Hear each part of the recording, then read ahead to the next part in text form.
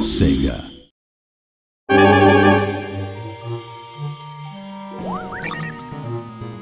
Castle of Illusion, one of the best-selling Genesis games of all time. It's the perfect game for us to develop with Disney.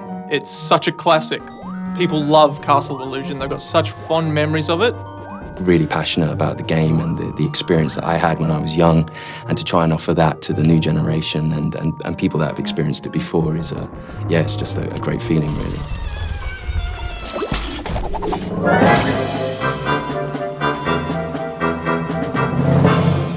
There is definitely something about Disney which I don't think any other brand has quite captured. It's Disney. It's a descriptive word in itself. Disney's renowned for its characters, for its visuals, for its animations, for its music. Everything that Disney touches has an air of magic to it, and they try to, as a company, try and encompass that in all their products. It doesn't matter if you're a core gamer, family gamer, whatever the gamer, you need to capture that sense of enjoyment, passion.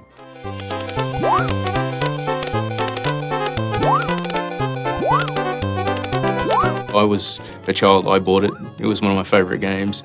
I played it to death. I grew up with my Mega Drive. I've played all the classic Disney games, and Castle of Illusion stands up as one of my all-time favourites. 20 years later, to be given the opportunity to work on that IP, to reimagine it and bring it forward with today's technology was just, an amazing opportunity.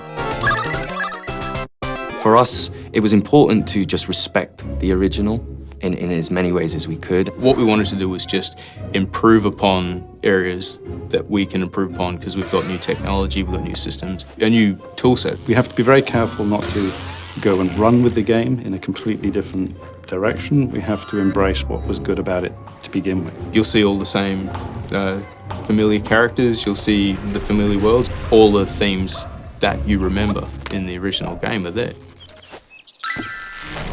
And we've kept to the original in such a way that Disney can recognize it immediately. They recognize the tree stump and they smile. They go, that's exactly what we're looking for.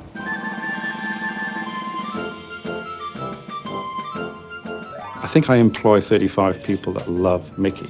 So making them happy, I think, is a good indication that the audience is going to be happy. He's the stoic little guy. He never really gets too bothered by things. He's always willing to give it a go. It's very brave, but at the same time very kind. He's quite charming in the way he approaches things, and we really wanted to capture a lot of that charm from Mickey that you see in the old kind of Mickey cartoons. Obviously, there's a little bit of pressure there for making him awesome, because it's Mickey Mouse and he's, the biggest character in the world. We are not going to reinvent Mickey. We have to respect the style of Mickey, the look and feel, the characteristics, the animation cycles, the walk cycles. And not only that, but from an artistic point of view, we have great concept artists that have been able to really capture the look of Mickey, what he meant in Castle of Illusion, in the Mega Drive era, and how do we bring a flavor of that into the new modernized version, but without changing him so much that he distinctly looks like a different Mickey Mouse.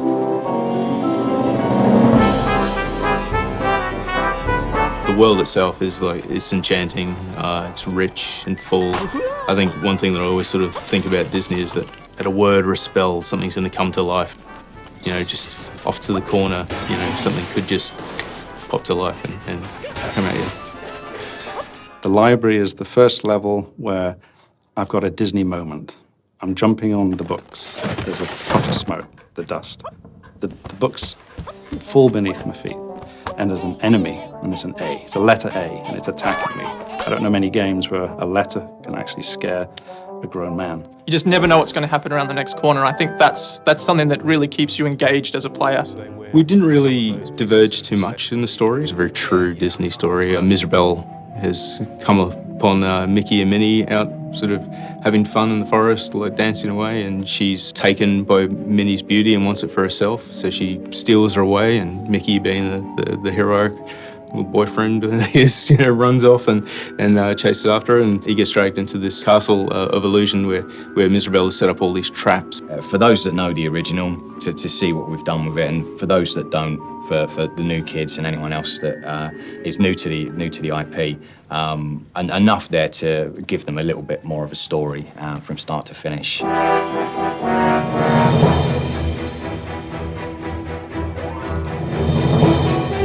like that.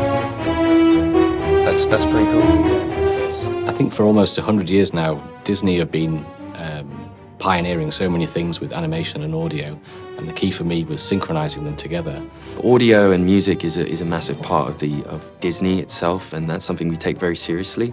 So for us, it was important that we again tried to pursue certain sounds that made sense to the environment that Mickey was in. When making a new modern Castle of Illusion, we're able to use the old Castle of Illusion as liberal as we need to. It's actually been quite nice to take the entire original 16-bit track and use them in the modern version as well. But sometimes by retaining that low fidelity, that's part of its charm and its style. So I do think it's important to retain that. Although we have cleaned it up a little bit, it still retains that original character. Hey, I need that to save Minnie! Come back! We have had the opportunity to allow Mickey to speak. You know, this was something that we felt passionately about, having him interact in the story. There you are! Hey, come down here! From a sound perspective, we've been able to help it into the 21st century by, I think, primarily we're able to do a lot more with the sound effects, the mixing, the environmental effects. I mean, these are all things that we come to expect without realizing it. So we're able to go further with interactive music, and we can have more dynamic things going along with the sound effects and the voice as well. Castle of Illusion, you know, is built from the ground up.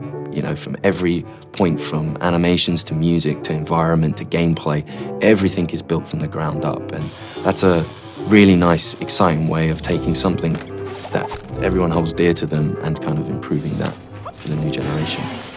I think they'll love it. I mean, we love it.